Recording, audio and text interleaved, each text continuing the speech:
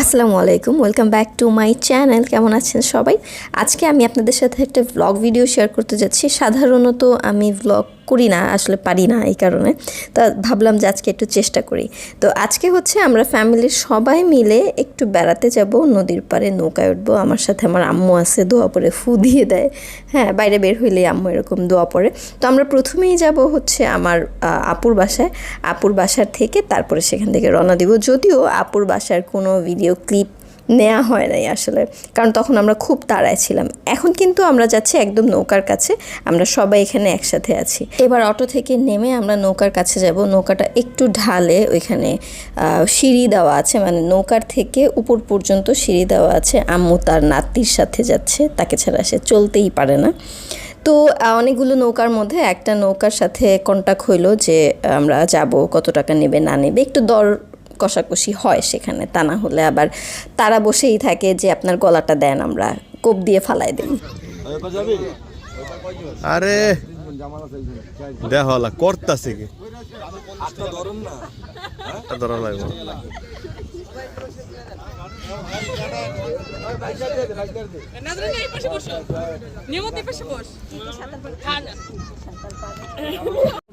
মোটামুটি সাঁতার জানেন না? নদীতে তো ওইভাবে সাঁতার কাটা হয় না, এই পার থেকে যতটুকু রাউন্ড দিয়ে ডিঙি নৌকায় উঠতে আমার অনেক ভয় লাগে। এই কারণে নৌকায় ওঠার পর থেকে সাঁতার পারি কি পারি না, কিভাবে বাঁচবো, এইসব আলোচনাই হচ্ছিল। তো যদিও নদীর পানিটা খুব একটা বেশি স্বচ্ছ না, কিন্তু ঢাকা শহরে থেকে এরকম নদীতে যদি চড়া যায় তাহলে এটা তো বেশ অনেক, আমাদের জন্য আসলে এটা অনেক বড় পাওয়া। তো আমাদের সাথে কিন্তু আমাদের বাচ্চা কাচ্চারাও আছে, তাদেরকে একটু পরেই দেখাবো।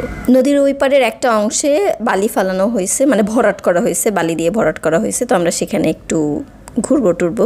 ওখানে দেখলাম অনেক মানুষ ঘুরতেছে, চরকি আছে, এটা সেটা আছে। বাচ্চারা যদি একটু আনন্দ পায় সেটাই, মানে আসলে বাচ্চাদের জন্যই আমাদের বের হওয়া।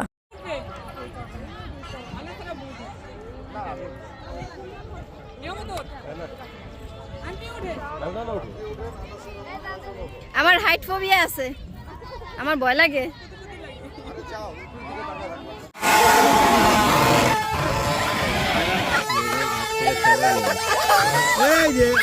নাগরদোলায় উঠলে আমার কাছে মনে হয় আমার জানটা উপরে রয়ে গেছে, দেহটা নিচে চলে আসতেছে, কিন্তু তারপরেও নাগরদোলায় ওঠার কার্যক্রম শেষ করছি আজকে। অনেকের কাছে মনে হতে পারে যে আমার ব্লগের মধ্যে কোনো ডিটেল কেন নাই। এটার কারণ হচ্ছে আমি যখন আমার পরিবারের সাথে থাকি তখন সবচাইতে হ্যাপি মোমেন্ট আমি ফিল করি। আসলে আমার মনে হয় যে এই মেমোরিগুলো আমার সারা জীবনের জন্য, মানে কি বলে, যখন দুঃখে থাকবো তখন এই স্মৃতিগুলোই আমাকে অনেক বেশি ভালো রাখবে।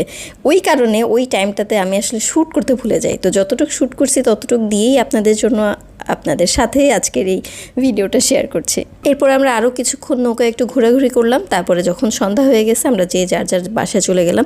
আপনাদের যদি ভালো লাগে তাহলে আমি আরও ব্লগ করতে পারি।